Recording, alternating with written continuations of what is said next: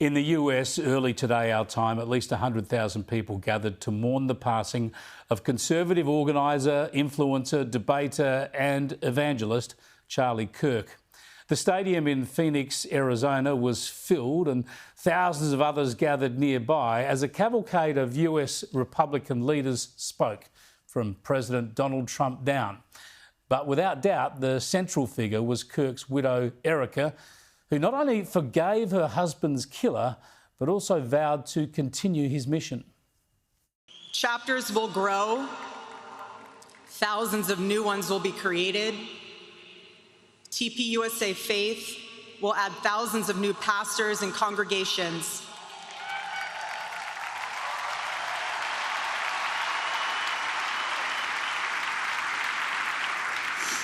And yes, campus events will continue.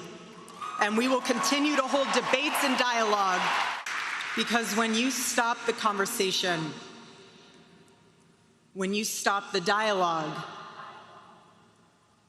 this is what happens. When we lose the ability and the willingness to communicate, we get violence.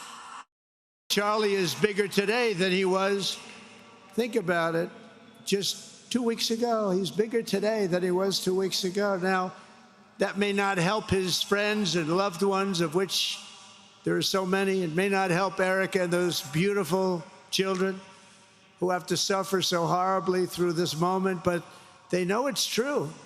He's bigger now than ever before, and he's eternal. He's eternal. And I just want to say we love him. And he's looking down at us right now, and he's saying, wow, that's a great crowd. I'll have plenty more on this extraordinary memorial service later with Kristen Tate, but I just want to point out that on the other side of the political aisle, among the liberal left in the US, there is still hatred being spewed at Charlie Kirk and his memory.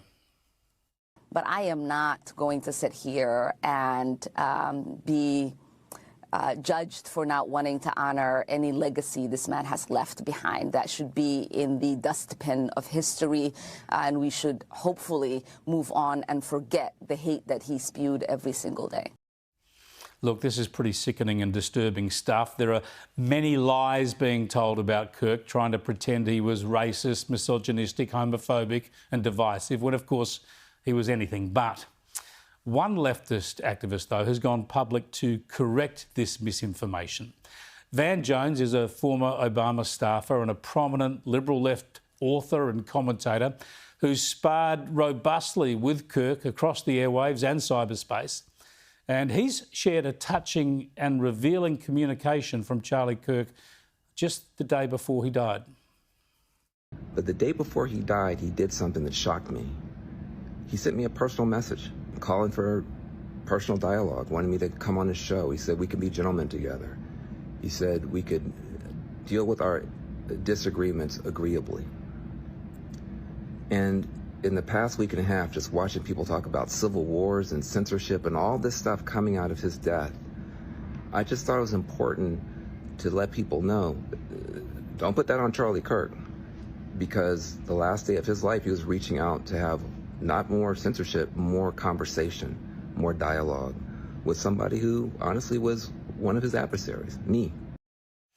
Yeah, well done to Van Jones for sharing that. Charlie Kirk said, we can disagree about the issues agreeably.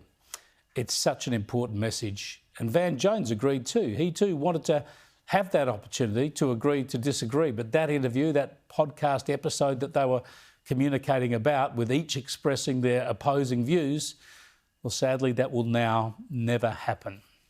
I would welcome, as you know, leftist politicians and commentators onto this program, as I have done in the past, because I want to disagree with them respectfully, give you the privilege of hearing their arguments. We often ask them, but they choose instead to not turn up, shoot barbs from afar instead.